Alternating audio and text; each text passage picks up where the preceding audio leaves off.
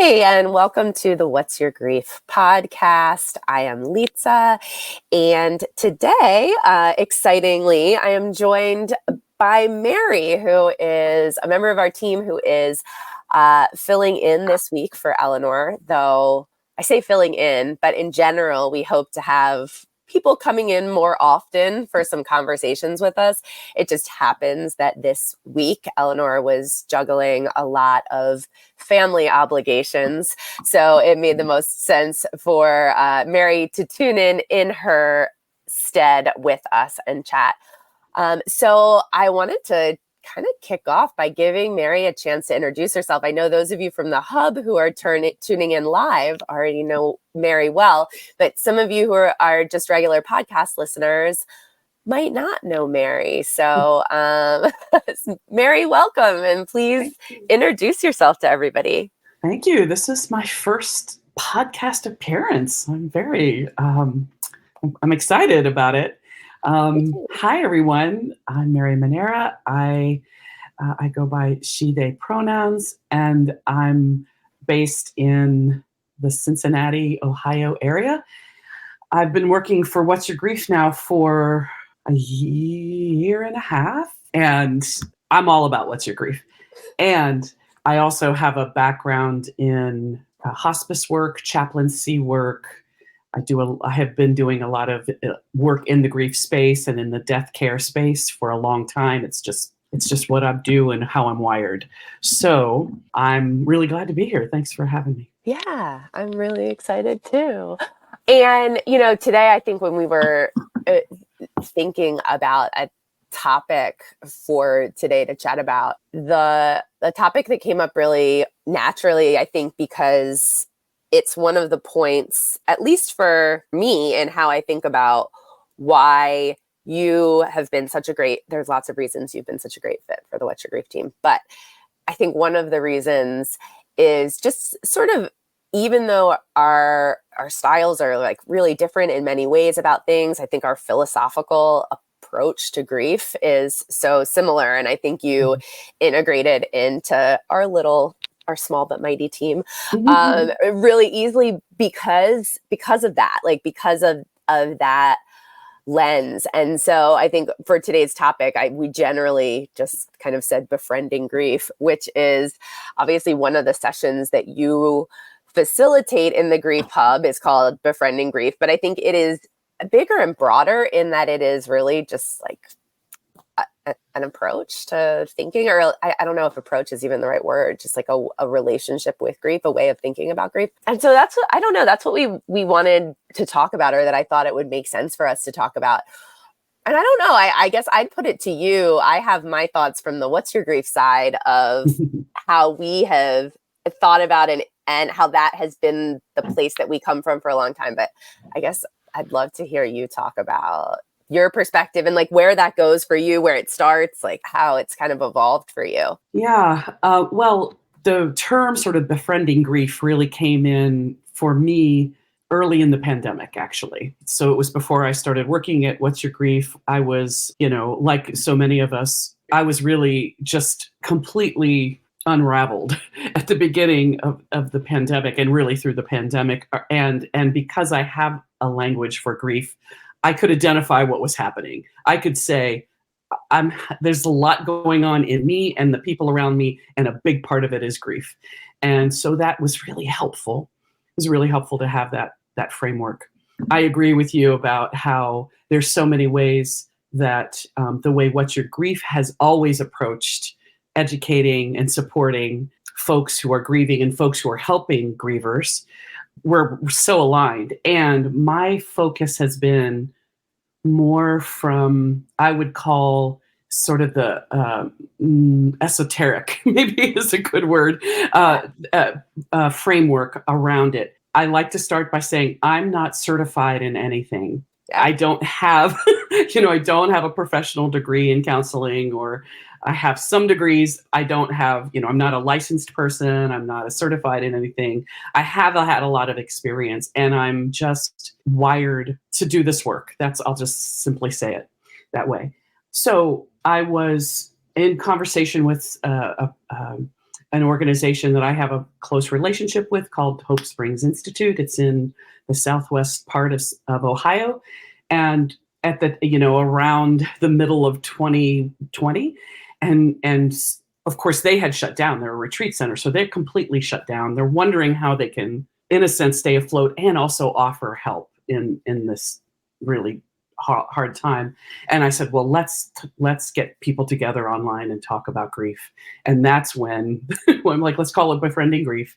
And that sort of birthed this way of thinking and talking about what I have really come to understand is this natural capacity we have, this necessary capacity we have to grieve in order to metabolize the losses that we experience, that every human being experiences, and to start to unplug the languaging around grief as there's pathology in it, or there's something to be fixed, or that it's a problem to be solved, rather than a capacity we have, and we can perhaps nurture a relationship with it that will help us when shit goes down, like when you're in the midst of it.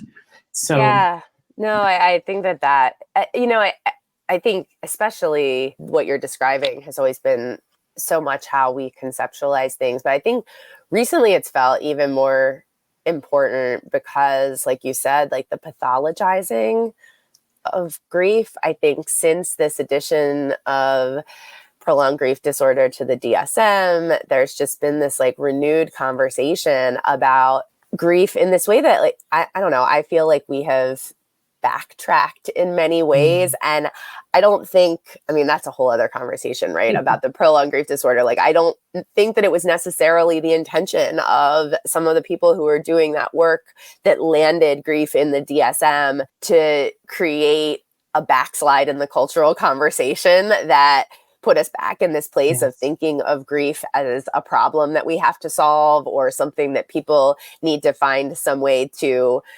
recover from or to cure themselves of. But I do think that inadvertently, that's absolutely what has happened. And one of the things that makes me nervous connects to what you said about, the fact that you lead by saying, I'm not certified in anything. You're not a clinical practitioner in some way. I'm a clinical social worker, and that is my background. And one of the things that has always frustrated me is that there wasn't enough training in the mental health space for those who were getting these clinical trainings, where people would assume, oh yeah, they probably got a lot of training in graduate school about grief. And it was like, no, you didn't. We consistently hear that that's not true, don't we? No. Oh my gosh. Almost no professionals get any training, or get very little training. Not even funeral directors. I mean, which is madness, but it is crazy. And a lot of times people will ask, like, well, why isn't psychology and mental health and counseling and pastoral counseling and, chaplaincy, all these different things, why isn't there more about grief? And I think interestingly, frustratingly, it is because a lot of times in those fields, the curriculum is based around pathology. It's based around, well, we teach things that are diagnoses. People who are working in these roles are supposed to be helping people to get over their depression and their anxiety and their post-traumatic stress. And so there was not a space for grief because grief wasn't a diagnosis. It wasn't in the DSM. It wasn't making its way into these curriculums. And that was a problem. Yeah. But now I worry that it is in the DSM, but it's in there as a diagnosis and a pathology. And so now maybe it is going to get into the curriculums, but it's going to get into the curriculums from that lens of pathology. And now suddenly we're going to have people who are clinically trained, and the way that they are approaching grief, the way they're thinking of it, maybe the way they've first been introduced to it, is by seeing it as a diagnosis. And that scares me so much. And I think there's this push and pull of, yes, we want people who are providing grief support, who are grief informed and who are able to do that. And also, being a clinician is not by any stretch something that defines that. I think in so many ways it creates, coming from a trained mental health perspective, provides incredible tools and resources and literacy among lots of different things, but it also puts blinders on, and it creates barriers, and it creates Yes. its own biased way of seeing the world and seeing grief and seeing everything. Now you're seeing it all through that mental health training lens, that academic, research and journaling, and, that lens. This is Well, a and I very, think yeah. the part of the issue, well, one of the interesting things or unique things about grief for me, and maybe this might be pretty myopic, but all of us are going to experience it. It is one of the few things that every human being will experience. Every single human being. Yep. There's no getting out of that. And that's not true about a lot of other things that are diagnosable, right? That's physically, emotionally, mentally diagnosable. It's not true. Not everybody's going to have every one of those experiences. So when we take something that's literally a universally human experience, not even just human, we know animals grieve. We can tell now, we know this now, that they have their own grieving process. If we take that and go, every time it happens, something in there needs to be fixed, then it is a bit of a backslide. And I do think there is, for better or for worse, lots of people are talking about grief now. It doesn't take very long to, you go online and you can find 10 podcasts right off the bat about grief. Some of it is not 100. worth listening to, but we know, so it's like anything else, you got to be careful about who you go to and where. But I think that's sort of the counter to this sort of continuing to pathologize it. And then there are folks who are just going, no, let's support each other. Let's acknowledge that they're suffering. Let's acknowledge that people are going through some big stuff. But that's different than pathology. That's different than something that has to be fixed. And that pain, right, that I think that it comes from that place where there are people now, a lot of people who are more willing to engage with this idea and conversation that pain isn't the enemy. Like, painful experiences are not by nature something that we need to be avoiding, curing, running from, getting over, but rather that they are part of an authentic human existence. Like, being a human isn't about feeling good all the time. It's not about, striving for every moment being happy and joyful. Like, if that was the goal, we could all just take MDMA all the time and it would all be good.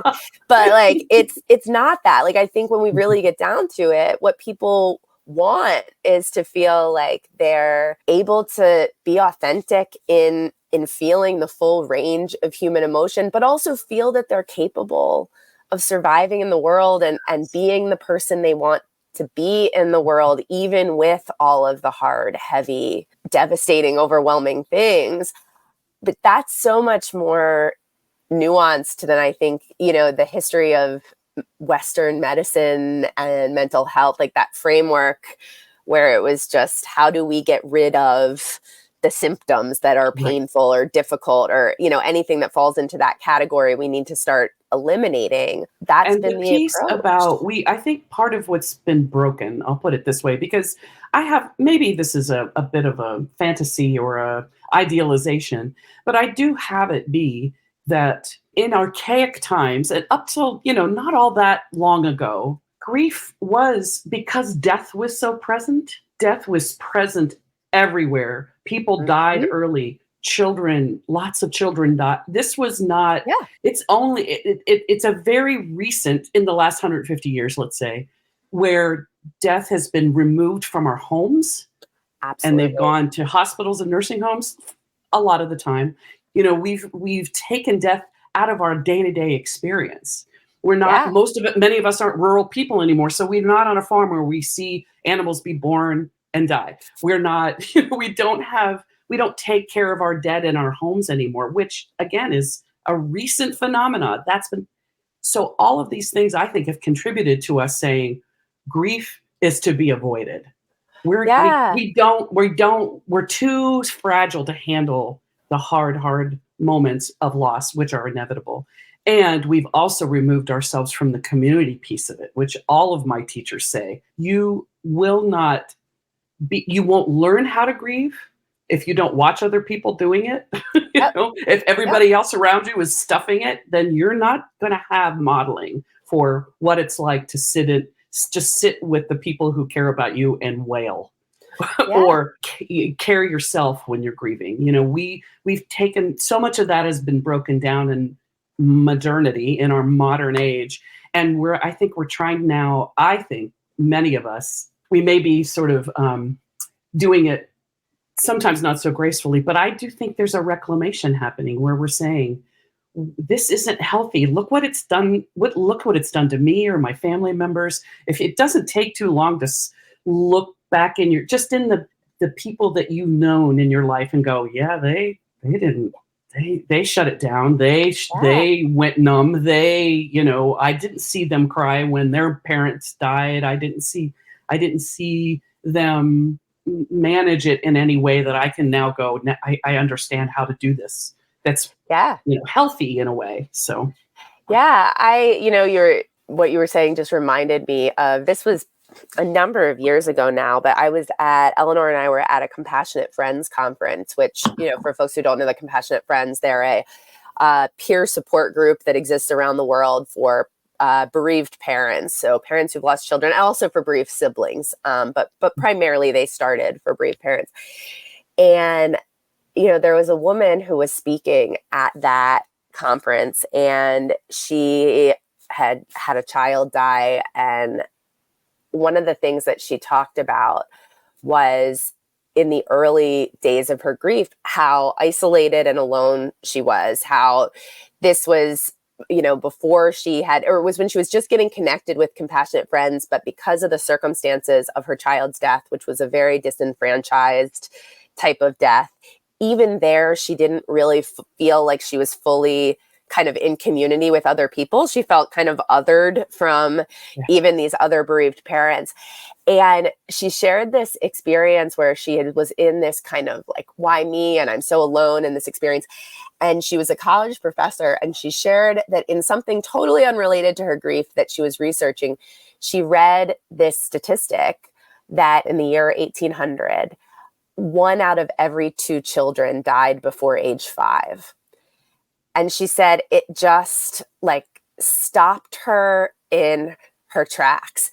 And she was like, to imagine that 200 years ago, rather than feeling like, as a bereaved parent who had a toddler die, in certain circumstances, that I am alone, alienated, that no one can understand me, that I need to be quiet about my grief, that I need to keep it in my home and not make other people uncomfortable by talking about it, that at that time, 50% of pregnancy, 50% of the time that parents had a child, they were anticipating probably that child was going to die, right? Like that was how high the mortality rate was. And she just talked about how it shifted so dramatically the way she thought about the human capacity to grieve, the fact that this is something that for all of human history, we have been doing in these ways that we, I think, in 2024, like can't even fully wrap our heads around. I think about even my grandmother's generation and the number of her siblings who died. And we're just at this time that now I think we can't even imagine what it was like even 100 or 200 years ago. And it's really, it feels like it's hurting us. It's now allowed us and modern medicine by pushing it, like you said, pushing it into hospitals, into nursing homes, into facilities, and then home funerals, like which were the norm, are now there weren't funeral homes until right after the Civil War in this country. Yes. That wasn't a profession. There were undertakers, there were there were coffin builders, but when someone died, they were put on the kitchen table. Yeah. and there was a wake, Yeah. and And the it home and was, your home was opened, and then from there that body, that beloved one, was taken from the home to the cemetery, and you dug the ground yourself. I know. You put them in the ground yourself. It wasn't taken care of by a professional. And many people in the funeral home industry are beautiful human beings. So I just want to say they've got they've got Oh, a yeah. tough job, and it is a business, and it has taken, I think, from us as grievers, one of the opportunities we have to really acknowledge and begin the process of building a world without this person in it, when we're Yeah. not doing a lot of that taking your time and hands-on sort of caretaking of when our person has died. And I'm speaking now as Yeah. someone who, I'm really passionate about natural death care and home funerals. It's a passion of mine. Yeah. So I have feelings about things. And I've worked in a funeral home. I know what that's like, and I know what it's been, some of the beautiful, beautiful work that happens in those spaces too. So, Sure. all of that is true. I want to, Jennifer, in the chat, I noticed that you mentioned something about the, death.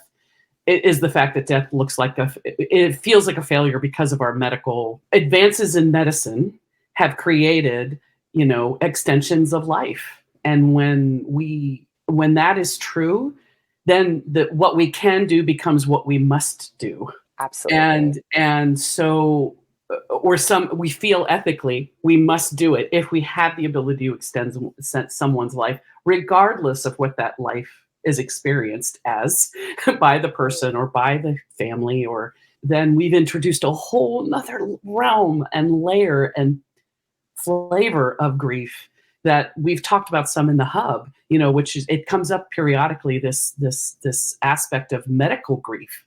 Like, the Yeah. loss happens, but also what happened in the course of the medical system or facility or treatment were also causes of grief.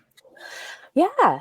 In so many ways, I feel for physicians, because in the work I used to do a lot of training with residents and fellows about, in hospital settings, about talking to families at end of life or when the prognosis was really poor. And so many of them were in their fellowships. They were at the very end of their training. These were folks who were mostly at Johns Hopkins University. They were in the last years of their fellowship. They were about to be like real live full doctors who had received no training in anything around palliative care, hospice, end of life, or even just thinking about the idea that prolonging life isn't always the thing that is in the best interest for the patient, for kind of everyone. And so as a result, we have these providers who feel like death is the ultimate failure, right? They feel like it is their professional failure if they've allowed your loved one to die. And in so many ways, we want physicians who, to a point, are doing everything they can to help keep us and the people we love alive. And then we want physicians who are able to see when their role is to be able to help people to die the deaths that they can, I guess, that they would like in some other world where they could have imagined or predicted this situation, to that they would want to die in a way that feels like it wasn't, unnecessarily prolonged or unnecessarily painful or unnecessarily Yes.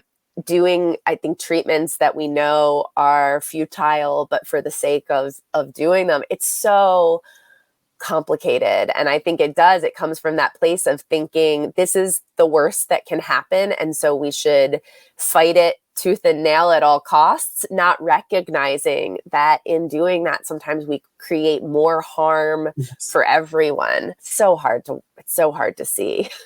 I think the thing that keeps coming to me lately about many things about our modern way of doing lots of things, including medical care, including death care, has me remembering that part of the reason why it's a struggle, I think for me and for many of us, it's my theory anyway, we we are in some ways experiencing grief that didn't exist 200 years ago before all of this modernity happened. So not only are we just doing sort of the archetypal, what we're wired to do grieving, which I have it be that we have. I'm inspired by Martin Prechtel's, speaking about it, where he talks about it being an enzyme. Grief is an enzyme that you're born with, and it's a natural, just like you digest food. We also have to metabolize loss, and that we have this enzyme called grief that is our friend. It's our ally. It is our ability to make the change we've now been thrust into making because of a Yes. loss. And so we're descended from people who grieved. We've all, so we've got, literally, it's in our DNA. I really believe this. And over the last couple of centuries, we've now added a whole lot of different kinds of ways we must grieve, while we're also saying grief's to be avoided. Yeah. Yeah. So the Absolutely. combination of all that is why many of us are going, this can't be the way. This can't be. Why am I so lonely in this? Why am I stuck in this place of suffering? Why am I invisible? I mean, how Yeah. many grievers just say, like you were saying, people treat me like I'm not even in the room because they don't know how to be with me. They don't know how to be with me. They don't know what to say. They don't know how to be. So, they either say things that don't help. Sometimes they harm more, or they just act like we're not even there. And that's not the way grief is supposed to work. Grief is Yeah. supposed to be a community connected sort of experience, and that we get help with. And then when it's someone else's turn in our community, we know how to be with them. We know how to do it. We've lost so much of that now. And we've lost, that I think that sense because we have hidden it away. I mean, both through medical, through funeral homes, through just, again, you have to go somewhere to get grief support, right? You have to go somewhere for all of these things. We don't know how to find it as easily in our communities, right? Like, I think about when home funerals existed. Like, or I guess maybe I will say the opposite. I think about right now. I live in Baltimore City, like in a little tiny row house, compact with tons of other little tiny row houses all around me. I'm in a densely populated area with neighbors. I could not tell you the last time one of my neighbors experienced a death in their family. I have no idea, right? Because there's nothing visible about that, right? Like a home funeral, like that space, like it by nature created something where we were just literally able to see that our neighbors were going through something, that they were going through something difficult. We were able to then, figure out how to acknowledge and support, but also know kind of the other people in our communities who were going through some of these things without talking about it. I mean, again, things like there's lots of discussion, I think, that comes up here and there about people lamenting that there's no longer mourning attire. And I come from, a Greek family, and my godfather, I mean, I remember only probably 15 years ago when his mother died, he still wore a physical black tie every day for a year because it's still part of that Greek culture that gives a silent way for other people to know that you are someone who has experienced loss in your community. And I think those things, they seem small, but in so many ways they're huge, right? Now, if I've been through something, I don't know who else in my community has. Unless I'm so close to them that they've told me about it and I knew we've lost like those external physical ways that were just, I don't know, like a part of the fabric of how how communities worked and mourned. And I think that's a huge loss for just being able to find the people that we can find connection with and support from. And again, just put grief out there as something that is just part of all of us that we're naturally doing. And it's happening in all of our communities all the time, but instead we've hidden it away. And we've, this sort of outward showing that I'm a person who's grieving. I've had a loss, wearing an armband or rending your clothes, or like in some cultures, you literally put ashes on your skin. It's just, so everyone who sees you goes, oh, something's happened to this person is grieving. And and we know how to treat them. We know how to be with them. We know that perhaps we need to give them a bit of food. We know that we might have to invite them in so they can lay down and rest. We do the opposite in our culture. We say, oh, you're so strong. Oh my gosh.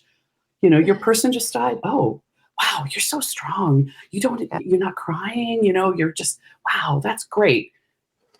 That, that doesn't help when we elevate, shutting it down, packing, stuffing it down, and looking strong. And I think part of I call it the tyranny of self-improvement, which I have some of that in me too, where I just constantly, I should lose weight and I should walk more and I should, there's never a time where I'm like, you know what, I'm just fine. I'm fine the way I am, in my imperfections and the way I am. That's another industry. And Absolutely. grief, unfortunately, has kind of gotten subsumed in that. Here are your 10 steps. Not so much that we talk a lot about, debunking the stages of grief here in the What's Your Grief space. And I think a lot of people are getting that message, but but on the other side, there is this piece of how many people have I've written a story about how I got over my grief, how I got to the other side. And and you can do this too.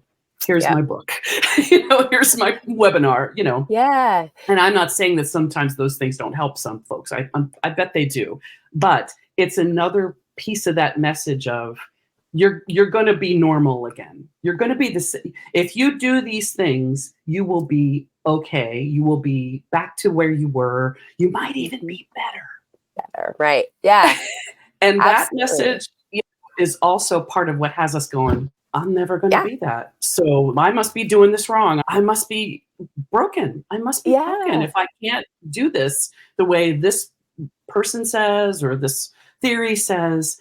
And, that hasn't helped us. It hasn't helped us befriend this necessary part of who we are. Absolutely. And I think those are it's those two extremes, right? I think it's either that we've been in that, okay, I have to fear grief and recover from it. And, I have to avoid it and run from it. Or grief has to transform me into a butterfly. It has to make me, be in this place of post-traumatic growth where I have somehow now transformed to this greater meaning and purpose. And I think one of the things that's hard is that is something that does happen for some people. And it is, I think, really incredibly meaningful for folks when it does. And they often want to share that story, right? Of how there has been for them a real transformation that they value and that they want for other people. Yes. But it's so important to remember that, though that sometimes happens, that is not the goal of grief. It's not a marker of whether we have grieved well or not, whether we experienced some sort of radical transformation as a result or radical growth. Or sometimes what we do is we just, we befriend, we survive, we figure out who we are in the world after this loss with our grief alongside of it. We keep moving forward. And that's enough. It doesn't have to be more or less than that. Sometimes it is, but that's not what we need to feel like we're aspiring towards, or that we're failing if we don't achieve. And that is polarity something. about. It's either I get to that point or I'm doing it wrong. Like Exactly. there's only the two pieces. And I do think I believe, I've observed in myself and other people that folks who are willing to let go of some of this, what we've been trained into by our culture, we'll just put that big broad thing on it, and be with it in a different way, and in a way that is honoring, that is respectful of the process, the mysterious process that it is, because it is not hard. I mean, it's, it's often in art and poetry and song where you start to come close. Just kind of speaking with regular words often isn't enough. But I do believe it is the process that makes us mature humans. Mm-hmm. If Yeah. if we engage with and recognize and engage our grieving and our grieving nature, that it's going to be, in my mind, probably an ongoing process. It's either sort of low grade grieving, or everything feels like it's on Yeah. fire grieving, and everything in between. That it is the process that makes us adults.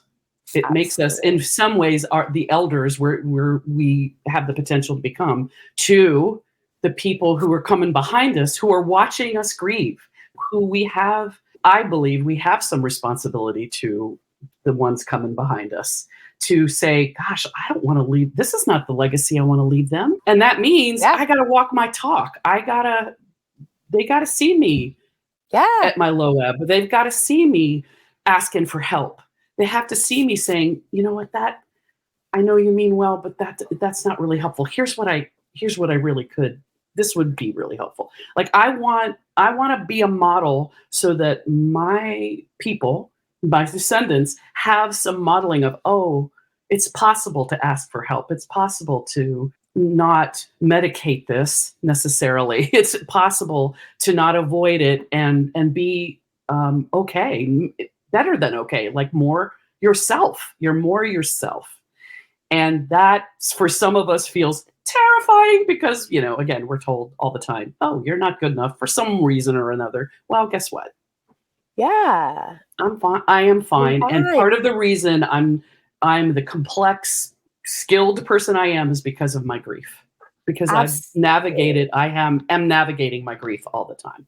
I completely agree. And I think the thing that you said that really jumped out and that I've thought about it so many times is that I'm shocked when I look, and I'm not a developmental theorist, so please, someone feel free to call me out, message us, whatever, if there is a developmental theory that really takes this into account.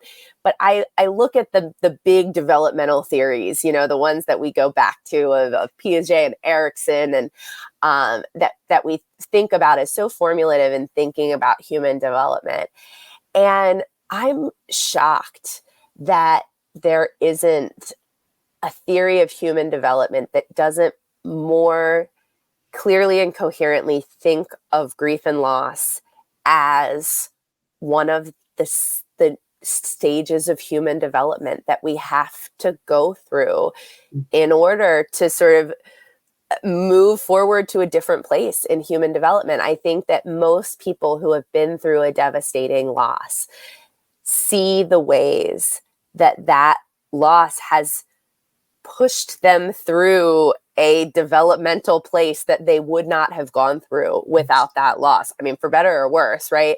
But I think that is something that when we go back to that idea of just what does it mean to authentically live as a human who experiences the full range of human emotions and experiences, loss is, I think, one of them. I think it's something that is fundamental to who we are as humans and what we go through as humans. And it is bizarre to me that I don't think it's more clearly articulated in developmental theory as like a really this is one of the things, like this is one of the markers Yes. that we go Yeah. through that sort of changes our human development in some Yes. way. Well, I think what you're speaking to, I love that you brought this up, because I think what you're speaking to also is one of the losses in modernity, which is when we stopped being village dwellers. I'll put it that way. In modernity, the development of agriculture and then the Industrial Revolution, all that, we lost this sense of being a village member. And, through antiquity, that you see almost every culture had some structure for initiating people, especially when you were going from child to adult, in adolescence. Those rituals exist in every culture. And part of that, that was your village saying to you, all right, it's time. I see you're standing at that cusp. We're gonna now take you out and put you through an ordeal, an initiatory process. And that means that's like your first big experience of losing who you were and becoming who you're becoming. And that initiates you into grief. Yeah. No. And also all of those young ones have been watching people, again, death was a lot more present. It was a part of their lives. This was not a big, and they knew it was coming because they knew lots of people had been through this initiatory process. So it wasn't a big surprise. But Francis Weller, Martine Prechtel, these folks who I really respect in their view of this, say when we lost these initiatory experiences, which we mostly have in modern culture, one of the things we lost was a recognition of this change. We have graduations, we have confirmations, we have some semblance of them, but these big processes that was recognized by everybody in your village. They were waiting when you came out to welcome you, this new you that you were. But you were also, it was rough. It was not a party. They took you through something. They took you close to death in many of these cultures. Right. Close to death. Yeah.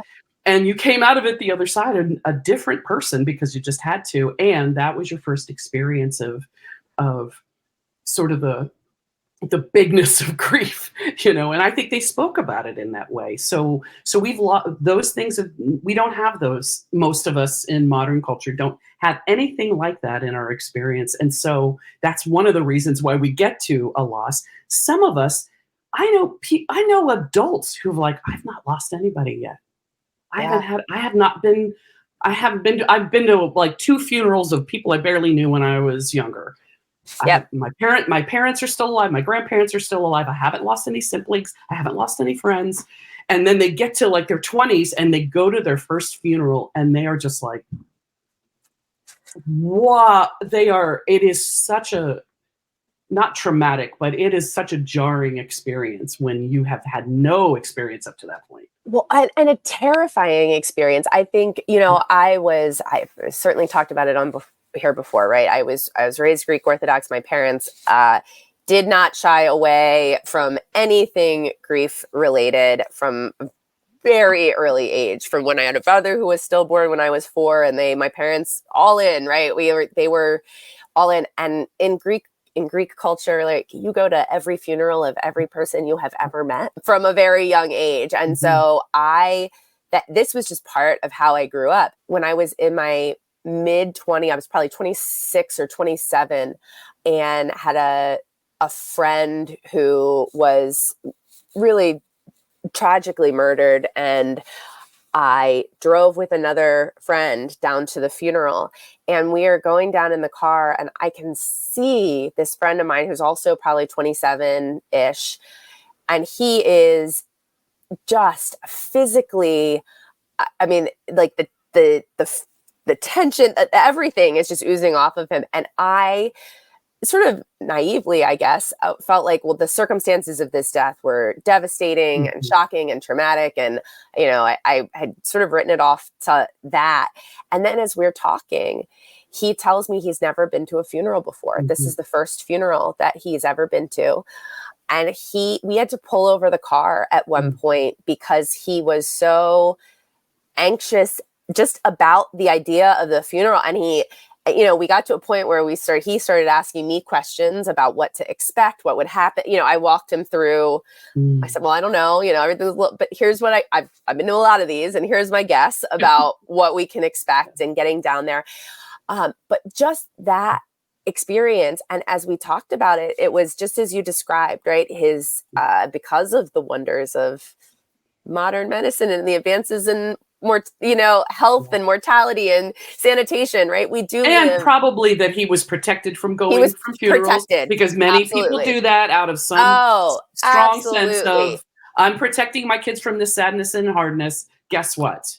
No You are not question. protecting them from anything. You're probably setting them up for an experience like your friends have had. And he did say that that was the case as well, that there were people, extended family, things like that, but as a child and a teenager, his parents never took him to any of those things. And what I saw, it was the first time I think I recognized just how there was this devastating loss that he was trying to cope with and process, but then layered on top of it was this fear of the unknown, of just the world of death and dying and rituals and exposures to grief and exposures to the kind of emotions that you have to be present with. And so it made it all the more complex and difficult and hard for him, because it had come to this point in his life without any exposure to it. And I really felt for him in so many ways. And I, really tried to do my best to be the best support I could be to him in going through this experience. But I do think it's something that, again, 200 years ago, no one would have had the luxury to have been able to get to, age 27, nearing the true halfway point of life at that point, and not have had more experience with just this world of loss and being around other people who were grieving deeply, and seeing that this is something that is, on the one hand, the most devastating and worst thing that can happen to us happens. And also it is this thing that we do as human beings, and that we can support each other through, that we can survive, that we can learn to see as something in ourselves that will be part of who we're continuing to become in life, right? Of this evolution of ourselves as humans. And it is hard sometimes to think of it as something that is something that we will need to befriend in the earliest moments of grief, when the intensity of those emotions are there. But when we can get to that place, I think it's like you can just almost relax and be like, okay, I'm devastated, but I am safe. Like, I don't need to be as fearful of what grief is, as maybe I have been led to feel all my Right. life. Of course, because it's we've been trained in this way. Yeah. This is part of the cultural training, and I think we could end on but the good news is, and the good news is, it is a capacity we have. We know how to do this. Part of what we're doing in this sort of turning into this space of befriending grief is that at the core of it, we're going, this is a capacity I have. I don't have to learn how to do it, because I am doing it. I am grieving. It is happening. Perhaps it's teaching me. Perhaps it has its own wisdom that's out beyond what I think I know and what I think I have to learn. That it has its own timing wisdom that's mysterious and often not easy, but we do know how to do it, because it's a capacity we have, not something we have to learn how to do. And part of it is uncovering, like, taking off all these layers of, what we've learned through our schooling, our churches, our families, our psychotherapy. Unfortunately, it hasn't always helped, right? Sometimes it's been hugely helpful. Sometimes it has not helped in this realm. So the good news is you know how to do this. You do. Yeah. And knowing how to support yourself while your being does what it knows how to do is as a practice. You have choices in that. You do have some choices in how you support yourself, what you learn about the process that you are in. It is happening, and you can do things to support yourself in it. including finding other people who can be with you in it, which is, I think, one of the Yeah. beauties of the hub. It's one of the really big beauties of the Grievers Hub that we host, is that is, I think, a primary thing it's offering is we're all in this together. We all Yeah. acknowledge that we're grieving, and that's pretty magical, actually. That doesn't exist in very many other places on the planet, in my opinion. So Yeah. And it just lets you tap into the things that help you, to develop what's already there. I as you were talking, I think it made me remember I once heard someone describe in frustration of people's misunderstanding of what resilience is. Somebody described the idea of thinking about resilience as something that we're all born with, just like we are all born with the ability to tap into music or art or other types of things that are in us. But then also there are things that allow us to and help us to let those things grow and flourish, right? Like maybe I have a natural inclination towards music, but if I never learn to play an instrument or listen to anything or meet other people who are musical, then it might stagnate a little bit, right? It might not be able to kind of grow and evolve the way that it would. And that resilience is sort of the same way, right? It's this natural capacity we have. It's there, but we also need to figure out how to tap into the things that will let it grow and flourish and emerge in the way. And I think, it made me think of the way you were just describing that with grief, very similarly, right? Like it's this natural capacity we have to grieve as humans. That's part of our humanity. And also when we tap into the community and the people and the things and the resources and the whatever it is, the creativity that allows us to kind of open that grief up and connect with it in a new way, then it unfolds in ways that can really be transformative in not that growth, where we're trying to get to some new ideal, but just in that way where we can feel like we're able to walk with it in a way that we couldn't have imagined in the earliest days of grief.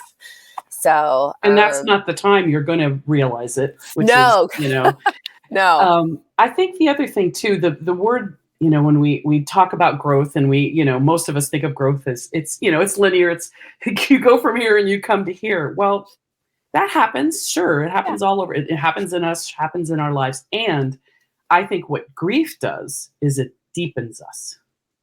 Yeah. It deepens us. It makes us more complex. It makes us more wise. It does. It wisens us in ways. We lose our innocence, which many of us resist.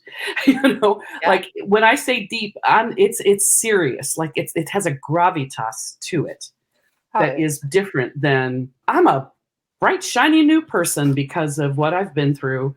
And that may be true. And I'm going to guess it's also deepened you. It has also some things that were no longer yours to be are now gone. There are ways in which you understand the world that aren't so polarized. It's either this or this. Grief tells you it could be 27 other things. That grief teaches you that. So we're deepened by grief, which is part of what, if you're fortunate enough to live more than 3 or 4 or 5 decades, deepening is going to happen. And it serves us, and it serves our community, which is part of what if we live long enough, hopefully we're a little more attuned to what we're offering to our people, our families, our communities, our churches, wherever it is that we find community. That's, it's not just it's not all about us anymore. Grief teaches you that. You go, oh, why me? Why me? Why not me? It happens to everybody. So that's a deepening that happens. I do want to say I've been talking a lot about, modern society and the way we cover these things up. And many of us don't have much experience until we're theoretically adults anyway. And there are places on the planet right now where this is not true. Oh, yeah. Place where death is around those folks now all the time.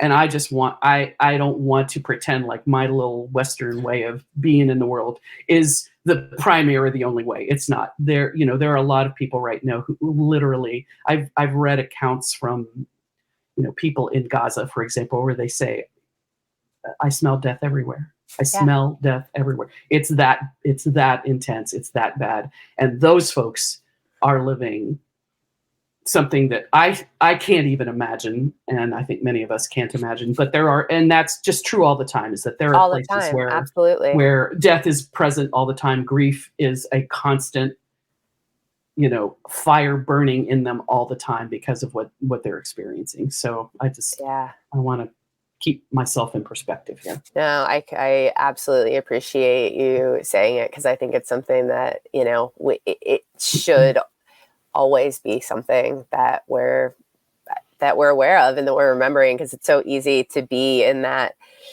self-focused place that we get in our own worlds, in our own bubbles, in our own, really, really, in so many ways, privileged Western culture and society, and it's easy to lose sight of just how much loss there is all the time. And what it brings in terms of the communal grief. We've been speaking mostly about like personal grief. Our personal losses are, what's happened in our own timeline that has created, has activated the grief in us.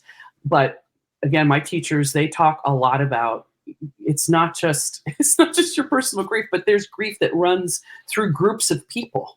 Oh, absolutely. And through communities and through societies and through identities. And through generations, Our ancestral, whole writings about ancestral grief and what we might be carrying literally in our DNA, because we know now that, unprocessed traumas, unprocessed experiences, or maybe they even were processed, but they changed that person's DNA. They know that now, and those changes get passed on to the people, their descendants. So we literally are also carrying what may be a huge load.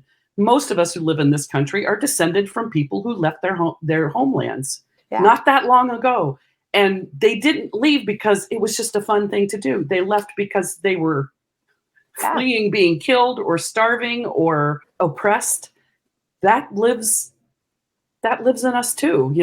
That trauma, that just a couple of generations ago, is probably in us as well. So when you start to uncover this, it can feel really overwhelming. Well, it can be real. If you dig around in this, it can really feel like a lot. So my suggestion to anyone who is like, I really do want to explore this more, is to take your time. There actually isn't any urgency here. Take small bites and let yourself be with the little small bites, because it could feel like a tidal wave if you really let it. And I don't think that serves anything really. No, agree. Well, on that note, I will share in our show notes today some of the resources that are, Mary, some of the books that you kind of referenced throughout, a couple of those things that came up. I'll make sure that we link those there. We have a free webinar that we did recently that was also just, if you're kind of feeling this weight of the collective grief in the world in this moment, I will share a link to that if that feels like it would be supportive. Our the hub link is always down in the show notes if you want to join the Griever Hub, where Mary does offer Befriending Grief sessions, which are amazing every month. And otherwise, we'd love to, as always, answer any questions or hear from you. If you need any thing from us, you can reach us at whatsyourgrief@gmail.com and follow us everywhere on social media at What's Your Grief. Leave a review for the podcast if you haven't already. We always really appreciate that. And then visit the site, What's Your Grief. So thanks so much, Mary, for joining today. And we will see everybody next week. Thanks, Litsa. Thanks, everyone.